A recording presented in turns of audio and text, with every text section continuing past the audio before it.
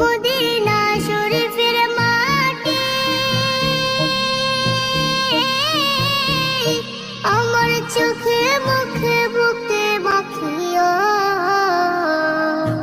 এমন পবিত্র মাটি, এমন পবিত্র মাটি আমার নবীর রওজায়।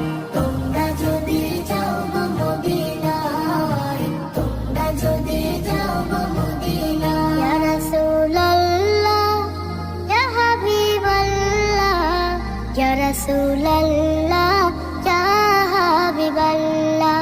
মদিনা শরীফের মাঝে বেহেশতের বাগান আছে ও।